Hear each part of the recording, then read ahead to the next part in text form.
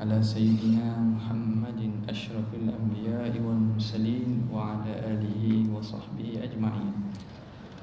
سبحانك لا علم لنا إلا ما علمتنا إنك أنت العليم الحكيم ولا حول ولا قوة إلا بالله العلي العظيم.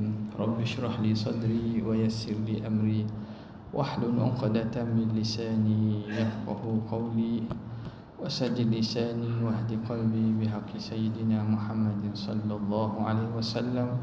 اللهم ألهمنا بالعلم وزينا بالحلم وأكرمنا بالتقوى وجملنا بالعافية. اللهم أخرجنا من ظلمات الوهم وأكرمنا بنور الفهم وافتح علينا بمعرفة العلم وحسن أخلاقنا بالحلم واجعلنا ممن يستمعون القول فيتبعون أحسنه والحمد لله رب العالمين. Alhamdulillah, sama-sama kita memanjatkan kesyukuran kehadrat Allah yang memberi kepada kita taufik untuk berada pada malam ini bagi meneruskan lagi daripada kitab Fathul Mu'in. Kita berada pada akhir bab pada menyatakan masalah riddah walayazubillah pada muka yang ke-286. Qala Syafi'i, tapi kita ambil sebelum itulah wa min jahlil qudati situ. Bismillahirrahmanirrahim. Qala al-muallif rahimahullah wa nafa'ana bihi wa bi'ulumihi fid darain amin ya rabbal alamin. Wa min jahlil qudati anna man idda'a alayhi 'indahum biriddatin أو جاءهم يطلب الحكم بإسلامه يقولون له تلفظ بما قلت وهذا غلط فاحش.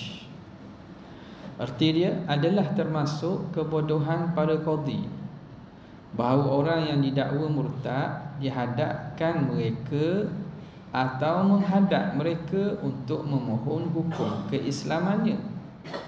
Mereka dikatakan kepadanya, ucapkan lagi bagaimana perkataanmu itu. Kata pengarang, ini adalah kesalahan yang jahat.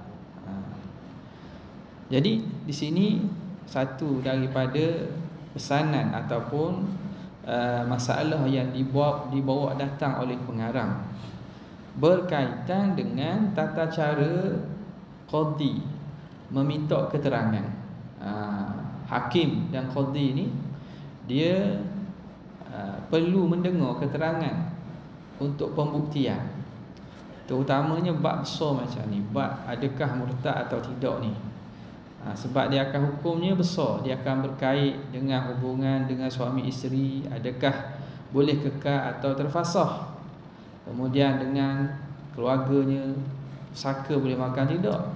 Kerana kalau berlainan agama maka tak boleh saling waris mewarisi. Kemudian tak boleh sembelihan mereka dimakan dan seumpamanya. Maka Syekh Zainuddin Balibari dia kata wa min jahlil qudati, dan antara bentuk kejahilan para qadhi ni, hakim-hakim ni, antaranya anna manidda'a alaihi indahum biriddah, barang siapa yang didakwa atasnya di sisi mereka dengan murtad. Ada orang mari mengadu bahawa si fulan ni telah murtad. Si fulan ni telah murtad. Jadi orang mengadu kepada Tok Qadhi, suruh ambil tindakan lah. Au ja'ahum, ataupun orang tu sendiri ja'ahum, datang kepada qadhi ini, yatlubul hukma, datang untuk minta hukum, tanya hukum. Saya ni buat gini, saya pernah kata begini. Adakah jatuh murtad dengan perbuatan saya? Adakah jatuh murtad dengan perkataan saya? Jadi orang tu sendiri datang berjumpa dengan Tok Qadhi. Maka yaquluna, jadi qudah tadi, qadhi tadi, dia berkata, yaquluna lahu, berkata kepada orang tadi yang didakwa ataupun yang mengadu kepada qadhi tadi, Talaffaz bima qulta. Cuba sebut apa yang kamu kata. Cuba lafaz apa yang kamu sebut. Dia kata, hak awak kata tu ke mana? Awak kata awak melakukan perkara yang menyebabkan murtad. Cuba kata ke mana? Dia minta daripada si pesalah tadi atau orang yang didakwa dan diadu tadi, dia kata apa yang awak kata tu. Jadi perkataan ini Imam Syafi'i rahimahullah ta'ala dan juga para ulama mengatakan wa hadza ghalatun fahish. Perbuatan qadi tadi suruh orang tadi ulang balik perkataan yang dia kata menyebabkan murtad itulah. Yang nak dipersoalkan, dia suruh ulang balik apa yang kamu kata. Itu salah yang berat. Ghalatun fahish, kesalahan yang sangat buruk, teruk. Maknanya tidak patutlah qadi ni meminta keterangan dengan cara suruh ulang balik perkataan. Nampak? Jadi sebab apa? Kerana bila dia kata perkataan tersebut, bila kata perkataan tu, makna seakan dia menyebut sekali lagi pula. Andai kata perkataan yang dia sebut itu menyebabkan murtad, maka bila sebut, dia akan sebut perkataan murtad pula lah. Nampak? Dia sebut perkataan murtad, perkataan yang salah, perkataan yang syirik pula. Jadi ni tak patut. Faqad qala Asy-Syafi'i radhiyallahu ta'ala anhu, idza du'iya 'ala rajulin annahu irtadda wa huwa muslimun lam akshif 'anil hal wa qultu lahu qul ashhadu an la ilaha illallah wa ashhadu anna muhammadar rasulullah wa annaka bari'un min kulli dinin yukhalifu dinal Islam. Intaha.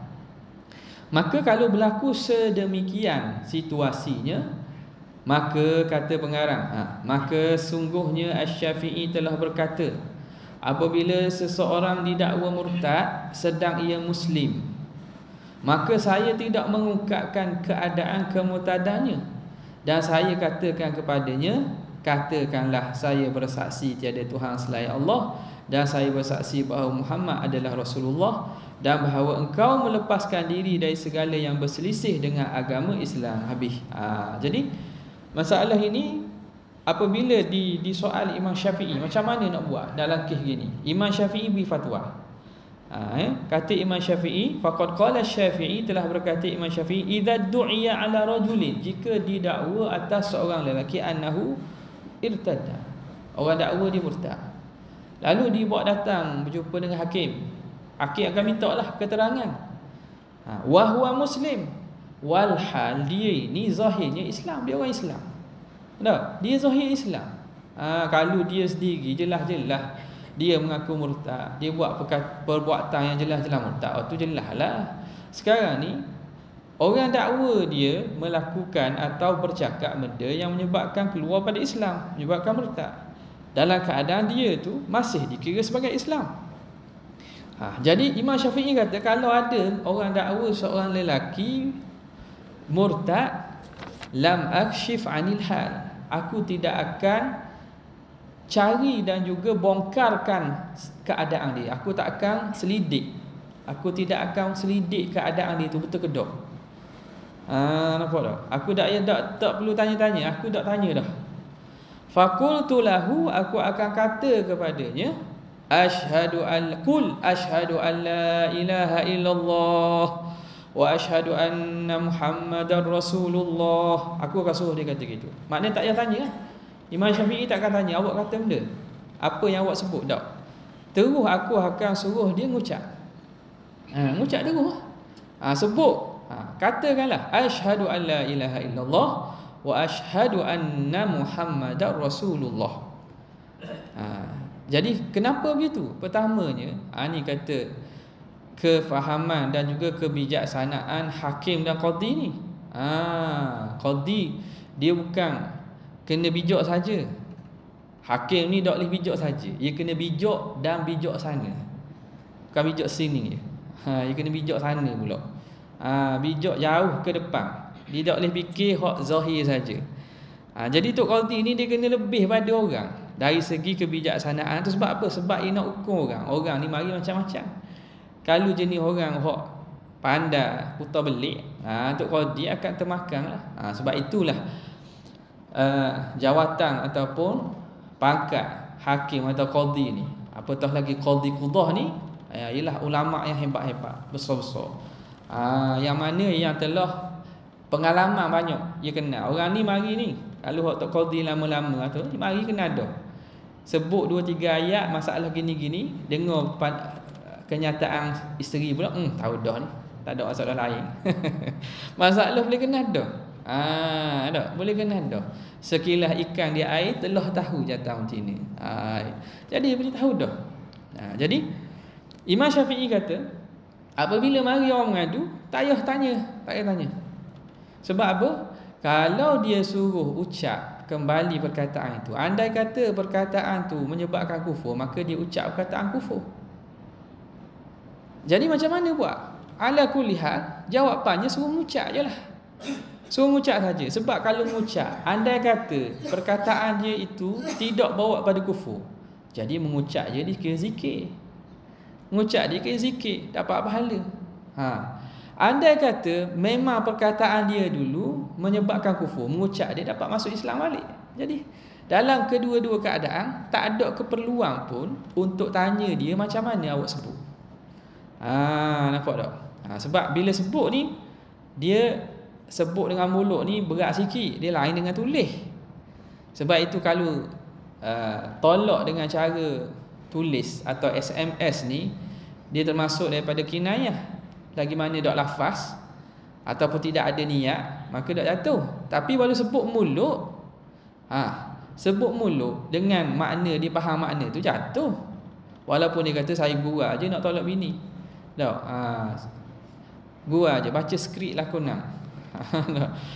Pelakon lelaki tu lelaki, pelakon puan bini dia. Tiba-tiba dia sebut lafaz cerah, dak saja-saja jatuh. Faham tak? Jadi bila sebut ni kesannya berat. Bila tulis boleh tahan sikit.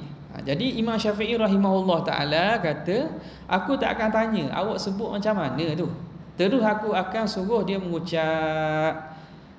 Lagi, wa annaka bari'un min kulli dinin yukhalifu dinal Islam. Dan kamu sebutlah juga bahawa kamu berlepas diri daripada setiap agama yang menyalahi agama Islam. Jadi mudah. Tadi mengucap masuk Islam. Apa lagi yang perlu bagi orang yang murtad ni ataupun orang nak masuk Islam? Dia kena berlepas diri daripada perkara yang menyalahi agama Islam. Kalau contoh je, dia percaya kepada konsep Trinity, dia kena sebut lepas mengucap tu, dan aku beriman bahawa Isa itu hamba Allah dan pesuruhnya. Aku tarik berlepas diri daripada akidah Trinity dan seumpamanya. Dia kena sebut akidah ataupun kepercayaan yang menyebabkan dia itu jadi keluar pada Islam. Mengikut ayat ping contohnya. Aku aku tarik balik dan aku mengaku bahawa ayat ping bukan Tuhan. Gitulah contohnya. Tak? Apa yang dipegang tu? Kalau dia percaya bahawa mana? Percaya contohnya Tok Guru dia tu ke Nabi, dan aku berlepas diri daripada perkataanku dan guru aku itu bukan Nabi. Contoh. Maka dia kena nyatakan dan sebut apa yang berlepas diri daripada perkara yang menyebabkan dia murtad. Okey. Jadi hendaklah orang tak disebut, tambah lagi annaka bari'un. Jadi akan sebut ana bari'un min kulli dinin yukhalifu dinal Islam. Aku berlepas diri daripada agama yang selain pada agama Islam. Umumlah ni. Sebab bergantunglah, kalau ada benda khusus, sebut benda khusus lagi molek. Kalau sebut umum ni pun sudah memadai. Makna segala benda yang akidah yang lain daripada agama ni, maka berlepas diri. Begitulah juga kalau kita tengok dalam lafaz istitabah, lafaz taubat yang dibuat pada ulama-ulama dahulu. Ada di antara mereka yang mujassimah musyabbihah, ada di antara mereka mu'tazilah. Mereka bila taubat mereka akan sebut, dan aku berlepas diri daripada akidah Mu'tazilah aku. Imam Abu Hasan Al-Asy'ari bila dia keluar daripada Mu'tazilah, dia isytihar. Aku berlepas diri daripada segala akidah Mu'tazilah. Aku berkata Quran ni kalamullah, bukan makhluk. Disebut. Benda yang sebelum ni akidah dia salah, dia sebut. Itu sepatutnya berlaku, bukan taubat. Faman taba wa aslaha. Siapa yang bertaubat wa aslaha, Allah Ta'ala sebut islah. Islah ni makna membaiki, membaik pulih. Damage control. Dia kena ada. Dia yang menyebabkan orang jadi sesat ataupun salah, dia kena betul balik. Kalau tidak, dosa-dosa kalau dia ada pengikut, kalau dia tak tarik balik, orang ikut lagi dia. Tak ke dia akan ada saham? Ada saham. Kerana sebab dia lah orang jadi sesat, maka dia kena berlepas diri. Saya berlepas diri daripada akidah-akidah saya yang sebelum ini, dan saya tidak halalkan orang berpegang dengan apa yang saya sebut sebelum ni. Contohlah, baru makna ada islah tu. Bukan ditaubat saja, taubat senyap je. Ditaubat tu. Hak pengikut lama-lama kau sesat lagi. Dia ni dapat kembali dah. Nampak dah cahaya keterangan, nampak dah cahaya yang betul. Hak lain buat senyap je. Tak boleh. Intaha, habis selesai kalam Imam Syafi'i rahimahullahu ta'ala. Baik. Qala shaykhuna wa yu'khadhu min takririhi radhiyallahu ta'ala anhu lafza ashhadu annahu la budda minhu fi sihhatil islam wa huwa ma yadullu alaihi kalamu shaykhani fil kaffarati wa ghairiha, lakin khalafahu fihi jam'un wa fil ahadithi ma yadullu likullin. Intaha. Guru kita berkata, diambil dari pengulangan Asy-Syafi'i radhiyallahu ta'ala anhu pada kata, saya bersaksi bahawa haruslah begitu. Makna mesti, harus ni makna mesti, yakni diulang untuk bisa sahnya Islam. Dan seperti itu ditunjukkan oleh perbicaraan dua guru kita di dalam bab kafarah dan lainnya. Tetapi hal itu diselisihi oleh segolongan ulama. Di dalam hadis terdapat dalil masing-masing dua pendapat itu. Habis selesai kalam guru kami Syekh Ibnu Hajar Al-Haytami. Okay. Sekarang ni perkataan Imam Syafi'i tadi. Jadi di sisi ulama ashabus Syafi'iyah, ulama-ulama mazhab Syafi'i, jadi kalam al-imam bimanzilatin nas. Kalam imam-imam mazhab ni dia umpama nas, dibuat muamalat dan diperlakukan macam nas daripada syarak. Bukan kerana dia maksum, tetapi kerana dia menghuraikan kepada nas syarak. Maka ashab, pengikut-pengikut mazhab, dia akan ta'amul, dia akan ambil kira perkataan Imam Syafi'i. Kalau kita mazhab Syafi'i, orang mazhab Maliki pula, dia akan ambil kira perkataan Imam Maliki. Orang mazhab Hanafi akan ambil kira perkataan Imam Abu Hanifah. Jadi dijadikan macam nas. Apa makna dia? Dihuraikan macam mana kefahaman dari segi bahasa Arabnya, apa yang dipaham daripada situ. Tengok. Jadi kata qala syaikhuna, berkata guru kami, guru kepada tuan kita ni. Guru tuan kita ini Syekh Zainuddin Al-Malibari, orang Malibar. Gurunya ialah Syekh Ibnu Hajar Al-Haytami. Ibnu Hajar Al-Haytami, ulama terkenal dalam mazhab Syafi'i ni. Jadi kata guru kami Syekh Ibnu Hajar, wa yu'khadhu min takririhi, difaham daripada pengulangan Imam Syafi'i radhiyallahu taala anhu lafza asyhadu, akan lafaz asyhadu. Mana? Tadi perkataan dia kalau kita perhatikan, Imam Syafi'i akan kata kepada orang yang dituduh murtad tu, qul asyhadu an la ilaha illallah wa asyhadu anna Muhammadar Rasulullah tu. Asyhadu yang kedua tu, pada penyaksian kerasulan Nabi Muhammad tu, dia ulang sekali lagi kan. Dia tak kata asyhadu an la ilaha illallah wa anna Muhammadar Rasulullah, tapi dia ulang lagi asyhadu an la ilaha illallah wa asyhadu anna Muhammadar Rasulullah. Dipaham daripada pengulangan Imam Syafi'i lafaz asyhadu tu annahu la budda minhu, tak dapat tidak daripada lafaz tersebut fi sihhatil Islam, untuk sah Islam kena asyhadu, tak boleh buang. Ini kaum muktamad di sisi mazhab Syafi'i. Dalam mazhab Syafi'i kena ulang lafaz asyhadu.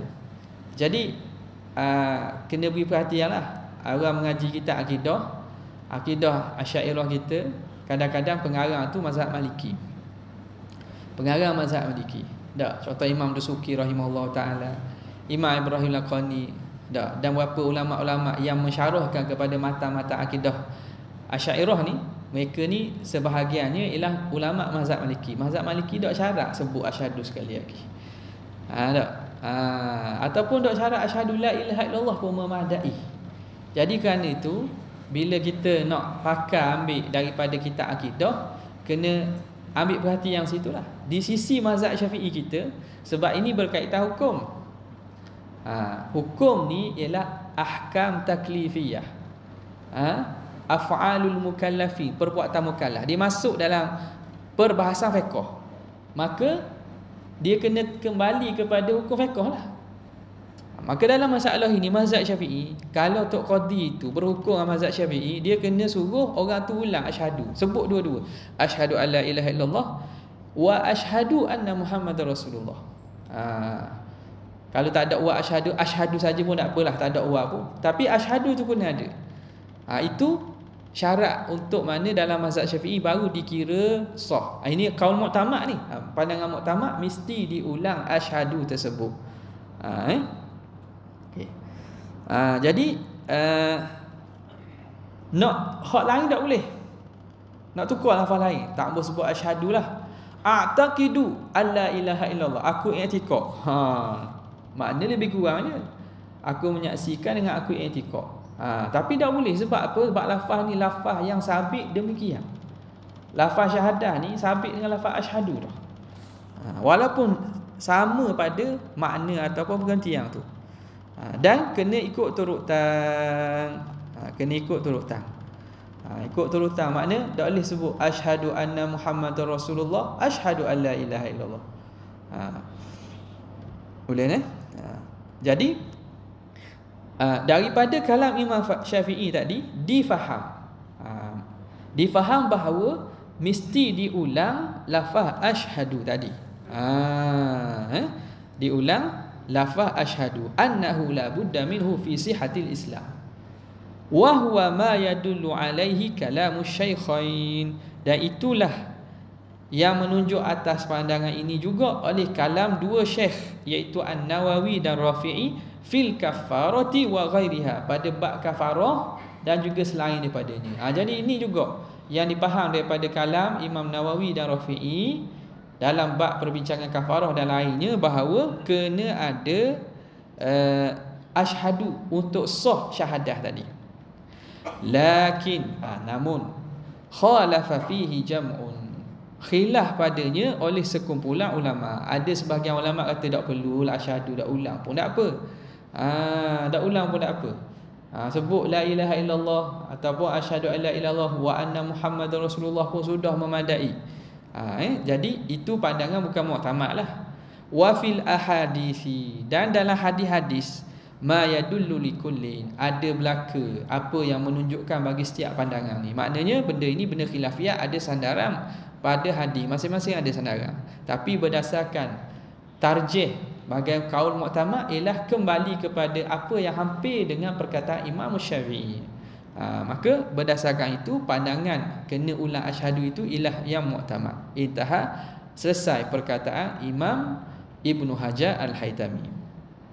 Habis itu kemudian kata pengarang, wa yundabu amru kulli man aslama bil imani bil ba'thi.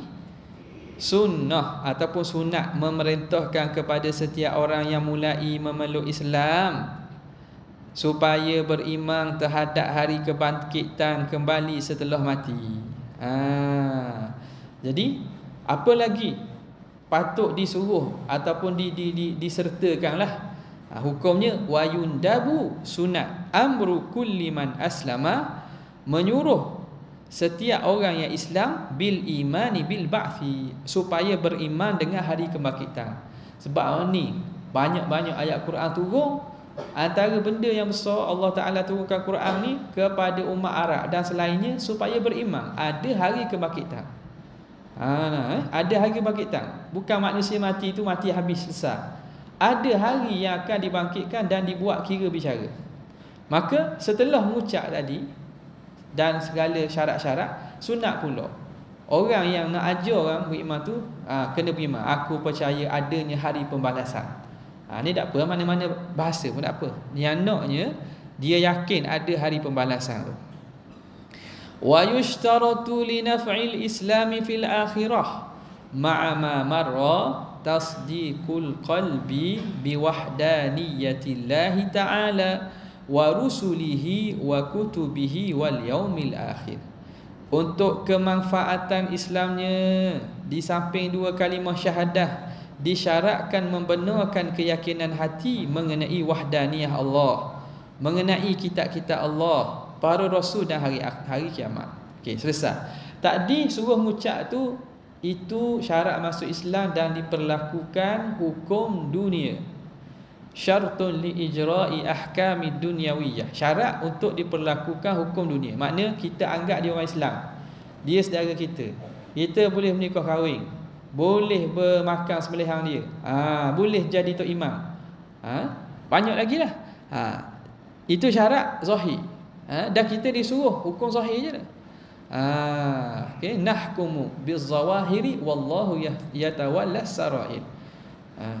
Kita disuruh untuk berhukum dengan zahir saja, dan Allah Ta'ala lah yang menguruskan apa yang di dalam hati. Dalam hati macam mana, serah pada Tuhan. Jadi macam mana hati tu? Sebab tu dia kata wa yushtaratu, disyaratkan linaf'il islami fil akhirah, untuk memberi manfaat Islam di akhirat nanti. Kalau kat dunia dia Islam, tapi kat akhirat ada Islam, mana tu? Dunia Islam, akhirat ada Islam. Maknanya orang ni depan orang mengaku Islam, tapi dalam hati dak Islam. Ini ciri orang munafik ni. Munafik yang ada zaman Nabi ni, yang Allah Ta'ala sebut innal munafiqina fid darkil asfali minan nar. Sesungguhnya orang munafik itu duduk dalam neraka paling bawah sekali. Duduk dalam dasar paling bawah neraka. Siapa? Munafik yang mana zahirnya Islam, tetapi dalam hati dak Islam. Jadi lafaz syahadah ni tak ada manfaat di akhirat. Kat dunia ada manfaat lah. Ada dunia manfaat. Dia masuk Islam, terselamat darah dia. Dia masuk Islam, dia dapat kelebihan-kelebihan orang Islam. Tetapi di akhirat tak ada manfaat kecuali apa? Tu disyaratkan untuk memberi manfaat Islam di akhirat itu ma'ama marra, beserta apa yang telah lalu. Lalu apa? Syarat-syarat yang disebutkan dululah. Mengucap kalimah syahadah. Apa disyaratkan apa? Tasdiqul qalbi na'i fa'in yushtaratu. Disyaratkan tasdiqul qalbi, mesti membetulkan oleh hati ni. Hati kena tasdik, hati kena yakin hati biwahdaniyatillahi ta'ala, dengan keesaan Allah Ta'ala. Maknanya dia sebut asyhadu alla ilaha illallah, hati dia kena yakin bahawa tak ada Tuhan kecuali Allah. Tuhan saja, Allah Ta'ala je Tuhan. Keesaan Allah Ta'ala. Wa rusulihi, tasdiq bi rusulihi.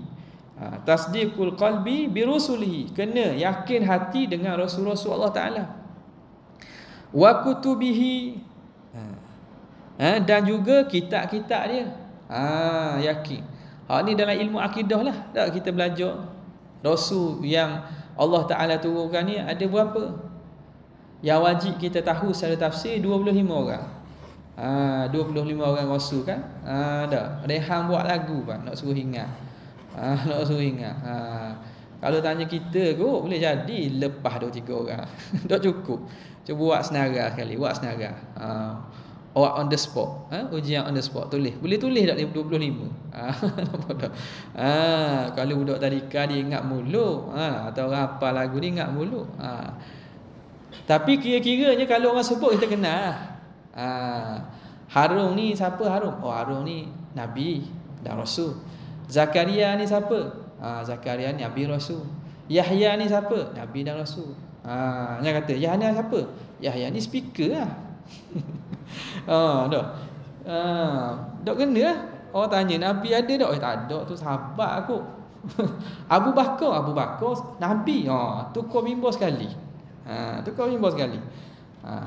Jadi kira-kira kalau orang tanya, dia Nabi ke Rasul? Kita tahu. Walaupun tak nak sebut sesesa, tapi kita tahu dia Nabi dan Rasul. 25 orang. Kerana semua itu disebut dalam Al-Quran. Dan bilangan secara tepat kita tak tahu. Allah Ta'ala sebut minhum man qasasna alaika wa minhum man lam naqsus alaik. Ada di kalangan mereka yang kami ceritakan kepada kamu, wahai Muhammad, Nabi dan Rasul ni. Ada di kalangan mereka kami tak cerita. Jadi Rasul dan Nabi yang Allah Ta'ala utuskan ni banyak. Dalam riwayat ada disebutlah, iaitu seketi 2 laksa 4,000, 124,000 orang Nabi. Seketi ni bahasa seketi ni makna 100,000. Laksa 2 laksa 20,000. 124,000 Nabi dan 313 orang Rasul. Tapi ini bukan tahdid, bukan makna banyak tu.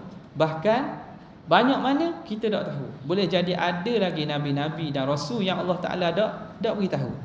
Yang penting kita beriman segala orang yang terima wahyu daripada Allah, mereka itu Nabi dan juga Rasul. Yang kena tahu secara detail 25 orang. Dan juga kitab-kitab. Kitab-kitab kena beriman. Yang 4 kitab tu. Kitab yang 4 tu makruf belakalah Quran, Taurat, Injil dan juga Zabur. Dan juga suhuf-suhuf. Tu perincian tu dalam akidah belaka. Ada suhuf. Suhuf yang Allah Ta'ala turunkan ada 100 suhuf. Iaitu 60 bagi Syith, kemudiannya kepada Ibrahim 30, kemudiannya kepada Nabi Musa 10. Jadi ada 100 tambah 4 lagi, jadi semuanya 104. 4 tu kitab. Jadi himpunan suhuf dan kitab yang diturunkan ialah 104. 4 itu kitab-kitab yang tadi, kemudiannya suhuf. Dalam Quran, dalam surah Al-A'la, suhufu Ibrahim wa Musa. Suhufi Ibrahim wa Musa. Suhuf Nabi Ibrahim dan suhuf Nabi Musa. Ibrahim ada 30, Musa ada 10. Ada 60 lagi suhuf kepada Syis. Ini juga kita wajib beriman. Segala apa yang Tuhan turunkan kepada Nabi dan Rasul daripada suhuf-suhuf, kita kena beriman. Wal yaumil akhir, dan juga hari akhirat. Jadi kena ada rukun-rukun iman tu, kena percaya dalam hati. Barulah keislaman orang di dunia memberi manfaat di akhirat. Beri manfaat di akhirat. Habis. Kemudian kata pengarang rahimahullah, fa in i'taqada hadza wa lam ya'ti bima marra lam yakun mu'minan wa in ata bihi bila i'tiqadin tarattaba alaihi al-hukmu dunyawiyyu zahiran. Apabila mengiktikadkan yang ini tetapi tidak memenuhi apa yang di atas, syahadah dan lainnya, maka belum dihukum selaku mukmin. Apabila memenuhinya tetapi tanpa dengan iktikad kebenarannya, maka secara lahir berlaku padanya hukum sebagai mukmin di dunia, tetapi di akhirat tetap dihukum selaku munafik. Jadi tadi dia kata kena ada 2. Zahir kena mengucap, hati kena i'tikad. Baru orang ni dikira mukmin dunia, mukmin akhirat. Zahir kena mengucap, lepas tu percaya dalam hati pula. Dia mukmin di dunia dan mukmin di akhirat. Adapun fa in i'taqada hadza, kalau diiktikadkan dalam hati hak tadi percaya pada Allah, Rasul, kitab, hari akhirat, walam ya'ti bima marra, tetapi dia tidak melakukan apa yang disebut, dia tak mengucap. Dia yakin. Dah dengar sokmo kan orang mengajar, dengar sokmo kuliah-kuliah, baca sekolah, duduk gaul dengan orang Islam. Dia yakin. Dia pun duduk gaul kan, saya dia orang Islam lah ke? Tak. Jadi dia yakin Tuhan tu satu. Dia yakin Nabi Muhammad tu Rasul. Dia yakin dalam hati tu benda yang ciri-ciri rukun iman tu dia percaya belaka, tapi tak ucap je. Apa hukum orang ini? Lam yakun mu'mina. orang ini tidak dikira mukmin. Dengan kaidlah atas kaum muktamad tidak dikira mukmin di sisi kita. Tidak dikira mukmin di sisi kita. Lam yakun mu'minan ai fi ahkamid dunyawiyah. Sebab apa? Sebab dia tak mengucap. Walaupun dia percaya Tuhan tu satu, namanya Allah, Nabi Muhammad Rasulullah, ada kitab Nabi dah. Dia duduk dalam masyarakat Islam contohnya. Maka dia di sisi orang Islam tak beriman. Nampak tak? Tak beriman. Macam contoh kita kawan-kawan bukan Islam kita khabar ke dia, dakwah ke dia, dia mengucap. Contoh dia mengucap. Dia yakin dalam hati. Maka orang ni di sisi kita tak beriman. Tak beriman. Dah makna tanang lah. Tanang jerat lah. Tak nak ikut agama dia lah. Tak boleh kita nak paksa sebab zahir tidak dihukum dengan Islam. Tetapi kat akhirat nanti, akhirat tu urusan Allah Ta'ala, maka diserahkan kepada Allah. Pandangan muktamad makna dia ni beriman di sisi Allah tapi kafir di sisi kita. Dia ni kalau cukup syarat keimanannya atas Allah Ta'ala, dan di akhirat dikira mukmin tapi pada dunia tidak beriman. Okay. Sebaliknya pula, wa in atabihi, andai kata dia mendatangkan benda yang disebut tadi, syahadah dia mengucap. Mengucap syahadah bila i'tiqadin, tanpa ada i'tiqad, mengucap di mulut. Tapi i'tiqad tak percaya, dia tak percaya, nanti dia ucap je. Orang suruh ucap. Bimbang takut kena apa-apa hukuman, dia pun ucap. Tapi dia tidak yakin dalam hati, tidak beriman dalam hati. Tarattaba alaihi al-hukmud dunyawiyyu zahiran, maka terkesan atasnya hukum dunia pada zahir. Maka zahir dihukum sebagai orang Islam. Orang Islam lah ni. Maka bolehlah maknanya buat muamalat macam orang Islam. Tapi di akhirat orang ini tidak beriman nisbah pada Tuhan. Sebab dia tak ada keyakinan hati.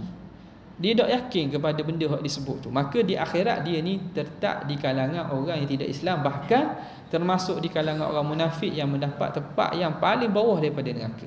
Wal'iyazbillah. Nampak habis itu. Kemudian kata pengarang rahimahullah, babul hudud. Masuk bab hudud pula. Bab hudud. Jadi bab hudud ni ada dalam syariat. Jadi kita kena tahulah dan tak boleh tolak. Tak boleh tolak. Maka enakmen negeri Terengganu pun dah diwartakan. Cuma bila nak jalan tu Allahu a'lam lah. Dari segi hukum ada bab hudud. Jadi kurang-kurang kita kena tahu apa yang ada dalam hukum syariat kita ni. Baik. Babul hudud, bab hukuman had. Hudud ni jamak kepada had. Apa had ni? Al-man'u, larangan, sekatan. Jadi pada istilah hukuman hudud ini ialah hukuman-hukuman yang ditentukan daripada syariat. Makna hukuman yang mana syariat dah tentu dah. Hukuman gini, dosa begini atau jenayah ini hukumannya begini. Kalau dari segi jenayah dalam Islam ni dibagi kepada 3 lah. Pertamanya hudud, yang keduanya qisas, yang ketiganya ialah ta'zir. Pembahagiannya hudud, qisas dan ta'zir. Hudud ni segala hukuman yang telah termaktub, yang telah ditetapkan, yang dihadkan oleh Tuhan. Hak ni tak boleh nak langgar lah. Maknanya kalau kata gitu kena buat gitu. Tak boleh nak kurang, tak boleh nak lebih. Kurang pun salah, lebih pun salah. Ia kena betul-betul. Kemudian qisas yang melibatkan balas. Sama ada bunuh balas ataupun balas dari segi lukakan dan balas kecederaan ke, hukuman qisas, balas balik. Dan yang ketiga ialah ta'zir. Ta'zir ni luah. Ta'zir ni segala hukuman bagi jenayah yang tidak ada hukuman pada syariat secara tetap. Maka hak ni diberi hak kepada pemerintah untuk fikir mana yang memberi maslahah kepada umat Islam. Nampak?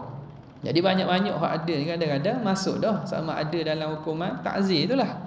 Dah. Kena igat di hotel berdua-duaan. Berduaan. Apa dok kena hukuman zina? Dah sebab ia bukan zina. Dah zina kan? Tapi berzina pula ada syarat dia. Dah dicah atau hukum apa? Khalwat. Dah khalwat ni hukum dia. Dalam hukum takzir. Dah takzir ada hukum tak? Ada dah hukum lah dalam pentadbiran agama Islam. Jadi kita yang tak faham kedudukan kita kata, nak jalan ke Islam ni. Tak, senang kita nak tuduh. Padahal nak tengok satu-satu tu dia ada syarat dia pula. Dia ada syarat dia. Maka penting kita tahu supaya apa? Kita tak tuduh ikut suka. Dan kita tidak mendakwa ikut suka. Sama juga orang tuduh ikut suka pun, kalau tak ada ilmu salah. Orang yang dakwa ikut suka pun tak ada ilmu salah juga. Tak, negara kita aja atau negeri kita je buat, negara lain tak buat. Mana tahu. Sebab kita tak tahu letak tu. Jadi kena tahu hukuman hudud ni benda. Kemudian selain daripada hukuman hudud tu, namanya apa takzir, patut apa syarat-syarat dia. Kurang-kurangnya kita ada kesiapan dan kesediaan dah. Bila sedia dah, maknanya kalau nak pelaksanaan mudahlah sikit. Nak pelaksanaan mudahlah sikit. Kalau buat war-warkan saja tapi tak ada pada masyarakat awam ni, tak ada kefahaman. Tak ada kefahaman macam mana nak buat. Satu-satu peraturan tu kalau nak berjaya atau ada kesan yang positif, dia kena ada kefahaman masyarakat tu.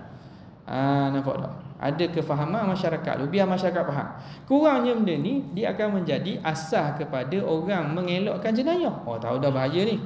Paling kurang kalau jenayah ini, kalau tak ada hukuman dunia pun, akhirat lagi berat. Tak apa dah.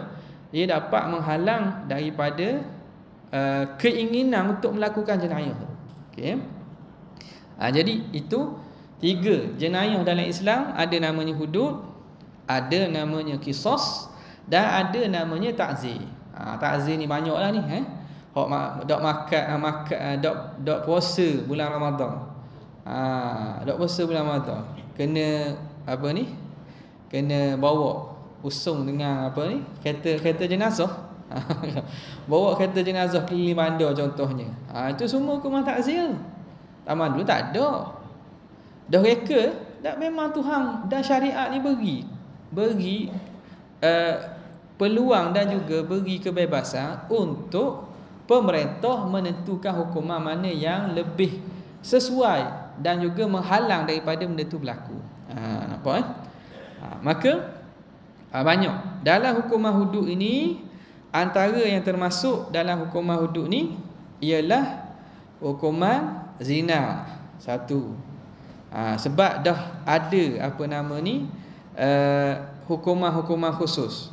Kemudian minum arak, kemudian qazaf, lepas itu hukuman mencuri, kemudian merampok. Kemudian hukuman dia panggil orang yang rampok tadi ya. Kemudian burah, orang yang pelampau ataupun pemberontak ni. Lepas tu minum arak sebut dah. Qazaf, hukuman qazaf, tuduh orang berzina. Jadi adalah, kalau tertinggal berapa lagi, ada tak banyak sebab hukuman hudud ni terhad. Dok siapa pun makna 10 lah. Dalam lebih kurang banyak tu saja, kerana hukuman ini telah sabit dalam Al-Quran dan juga hadis hukuman tersebut. Lain daripada itu, jenayah, dosa tetap dosa, tetapi tidak dikenakan hukuman sebagaimana yang disebut dalam Quran ni. Hak sebut dalam Quran atau hadis, ia kena buat seperti mana yang disebut tersebut. Maka yang mula-mula akan disebut oleh pengarang rahimahullahu ta'ala ini ialah hukuman hadduz zina, had zina. InsyaAllah kita akan sambung pada kesempatan yang akan datang. Sekadar tu, wabillahi taufiq hidayah. Assalamualaikum warahmatullahi wabarakatuh.